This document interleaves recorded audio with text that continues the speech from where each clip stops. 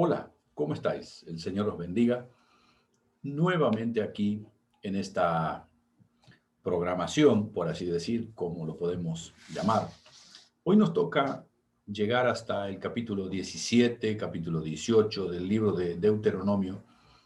Y el capítulo 17 inicia con un versículo que se puede tomar como la continuidad del capítulo 16 y que en la Biblia hebrea aparece como separado del capítulo 18 y del 16 también.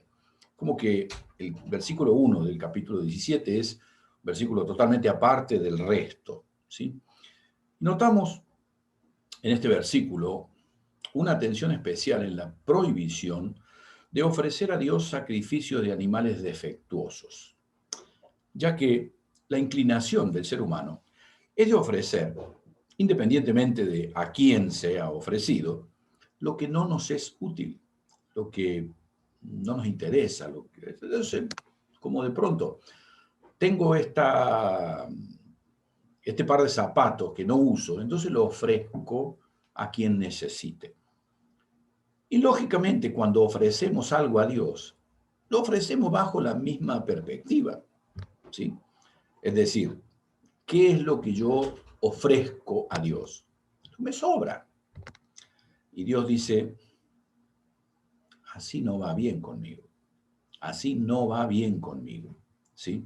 Por eso, lo que tiene realmente valor a los ojos de Dios y lo que Israel debía aprender, ¿sí? Es que a Dios se le debe ofrecer lo mejor, no lo que no me sirve, lo que me sobra, ¿sí? Y en este aspecto vemos cómo el apóstol Pablo en el capítulo 12 de la carta a los Romanos, él habla acerca de la adoración y dice algo muy interesante allí. Así que, hermanos, os ruego por las misericordias de Dios que presentéis vuestros cuerpos en sacrificio vivo, santo, agradable a Dios, que es vuestro culto racional. No os conforméis a este siglo, sino transformaos por medio de la renovación de vuestro entendimiento para que comprobéis cuál sea la voluntad de Dios, agradable, buena, agradable y perfecta. El sacrificio que Pablo está mencionando aquí consiste literalmente en la transformación y la renovación de nuestra manera de pensar. Porque al reformar nuestra manera de pensar, estaremos reformando también nuestra manera de actuar. Y lo que Jesús dice como discípulos de Cristo que tenemos que aprender necesariamente es a negarnos a nosotros mismos. Por eso Pablo dice que ofrezcamos a Dios nuestro culto racional, presentando nuestro cuerpo en sacrificio vivo. Y aquí, lógicamente, entendiéndolo a la luz de los sacrificios del Antiguo Testamento, Pablo no está haciendo referencia a que sacrifiquemos, nos cortemos un dedo o nos estemos provocando un corte en nuestro cuerpo o nos estemos castigando con un látigo. No, no, no, nada que ver con eso. Nada que ver con eso. Es más, es mucho más fácil para el hombre flagelarse con un látigo que negar su propia voluntad. Y esto es lo que un discípulo de Cristo debe hacer. Pero continuando con lo anunciado en el capítulo 16, el capítulo 17 inicia con nuevas medidas para establecer justicia en el pueblo. En este caso, cuando alguien, hombre o mujer, hubiese sido descubierto de alguna manera ofreciendo o rindiendo culto a dioses extraños, habría que identificarlo y luego de haber hecho una investigación exhaustiva, teniendo testigos, teniendo certeza de que eso había sido así, debía ser arrojado fuera de las puertas de la ciudad y apedreado hasta morir. Y la primera persona que debía arrojar la piedra era aquel que lo acusaba. Aquí vemos también una pauta muy interesante, parecido a lo que analizábamos en el día de ayer respecto a los falsos profetas. Aquí hay una persona que está queriendo desviar al pueblo de su fidelidad a Dios, y Dios dice literalmente Si eso realmente es verdad, tenemos que extirpar el mal. Y claro, lógicamente, esto, vuelvo a repetir, no es doctrina para nosotros, no hay que apedrear a nadie.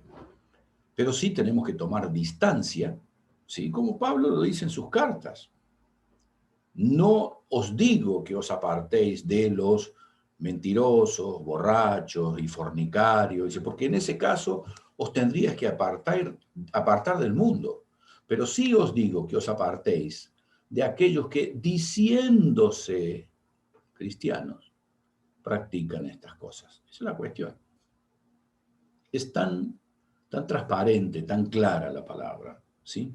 Y por eso, si alguien tiene una acusación, ok, tú debes ser el primero que va a arrojar la piedra.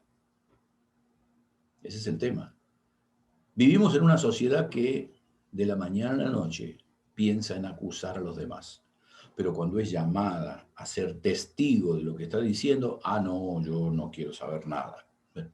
No es esta la intención de Dios. Está claramente que Dios dice, si tú vas a acusar de alguien, perfecto, tendrás que hacerte cargo delante de la comunidad de la persona a la que estás acusando. Vuelvo sobre el tema. Siempre las instrucciones de Dios es llevarnos a todos a asumir nuestra propia responsabilidad, ¿sí?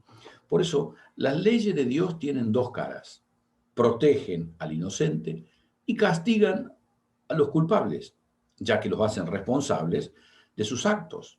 Y esta justicia debería tener 4 pasos. Primero que nada, tipificar los delitos. No era lo mismo, ¿sí? De pronto alguien que intentaba desviar al pueblo que alguien que había robado algo.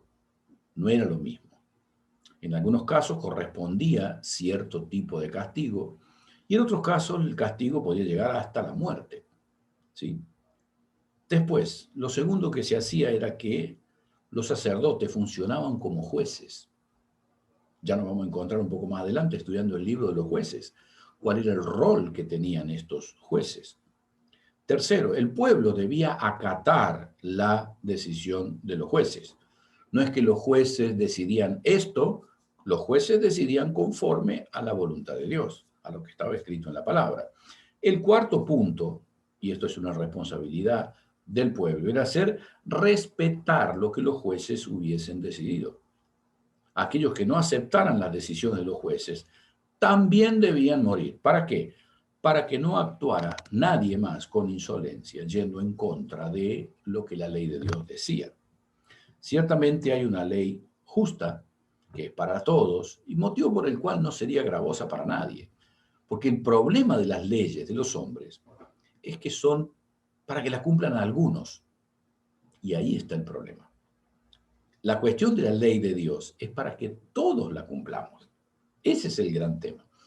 Yo no voy a cansar de decirle a los hermanos en la iglesia, mira, cuando yo te diga, Dios dice que hagas esto, lo primero que tú tienes que preguntarte es, ¿el pastor lo está haciendo?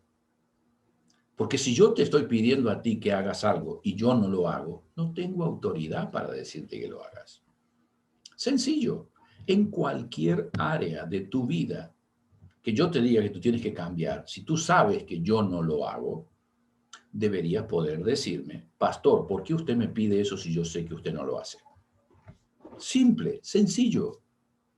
Pero claro, ¿cuál es la cuestión?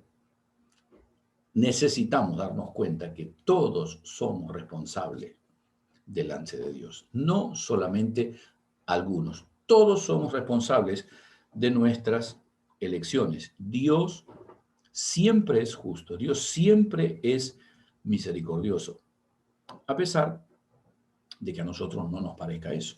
Porque la verdad es que como seres humanos, por una misma situación, en algunos casos pedimos la justicia de Dios tiene que descender con todo su poder. Y por exactamente el mismo caso, pero cuando nos toca a nosotros o a una persona que nosotros amamos, decimos, Señor, apelamos a tu misericordia.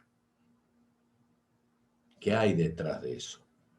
Acepción de personas. Y Dios no hace acepción de personas. Trata por igual a todo el mundo. Y esto no siempre es aceptado. ¿Por qué? Porque cuando estamos en debilidad, queremos que la justicia sea para todos. Cuando estamos en autoridad, decimos, yo me merezco estar en esta autoridad. Eso parte del corazón caído del ser humano, pero no es así con Dios, ¿sí? La ley, justamente, pareja, no es rigurosa, dice el dicho. Desde el versículo 14 del capítulo 17 y hasta el final del capítulo surge un tema que, a pesar de las advertencias, Israel desobedeció a Dios y pagó muy caras sus decisiones. Dios deseaba que Israel fuese una nación diferente, con leyes diferentes, con un gobierno diferente, una nación literalmente teocrática. Pero conociendo el corazón del hombre, Dios le advierte que si desea parecerse a las demás naciones, si se les ocurre en algún momento pretender tener un rey que les legisle, que gobierne en lugar de Dios, bueno, él lo aceptaría. Dios aceptaría, pero él sería el que lo elegiría. Y dice que debería ser hebreo, que este rey no debería confiar en la fuerza de su ejército, sino en Dios, que no debería tomar para sí muchas mujeres, que no debería amontonar riquezas, que debía tener siempre presente la ley de Dios, que debería escribir la ley de Dios y que deberá cuidarse de no pretender sentirse mayor que sus hermanos. La verdad es que ninguno de los reyes de Israel cumplió con esto, ninguno de ellos. Algunos estudiosos de alguna manera ponen esta expectativa cumplida literalmente en Jesús, ¿sí? Y antes de que usted me diga nada de que no tenga muchas esposas, Jesús tiene una esposa, es la iglesia, ¿sí? Jesús es aquel que sabe que su fuerza no está en un gran ejército, sino en el poder del Espíritu Santo. Jesús nunca amontonó riquezas para sí. Es más, dio todo lo que tenía por amor a los demás, ¿sí? Solo él podía cubrir estas expectativas. El capítulo 18 repite el concepto de que los levitas no tendrían tierra a su disposición, y este concepto lo encontramos en 5 oportunidades. Y esto nos habla claramente de la propensión del resto de las tribus de olvidarse de su responsabilidad en cuanto a proveer para lo espiritual. Desamparar a los levitas implicaba abandonar la adoración, ya que solo ellos podían realizar la adoración como Dios quería que fuera hecha. El levita debería ir a la ciudad que Dios le mandase y no podía ni siquiera ir al lugar donde él quisiera, debía ir donde Dios le mandaba. El resto del capítulo está dedicado una vez más a la exhortación por parte de Moisés al pueblo de no practicar las abominaciones que practicaban los pueblos que ellos expulsarían. Los que adoraban a Moloc ofrecían a sus propios hijos al fuego como sacrificio. Y Dios dice, no debe ser así en Israel. En Israel no habría adivinos, ni hechiceros, ni magos, ni espiritistas, bajo ningún concepto. Israel debería ser igual a estos pueblos. Pero tristemente vemos, por ejemplo, en 1 Samuel capítulo 28, cómo después de la muerte del profeta Samuel, el rey Saúl va a consultar a una adivina porque quiere hablar con Saúl. Terrible.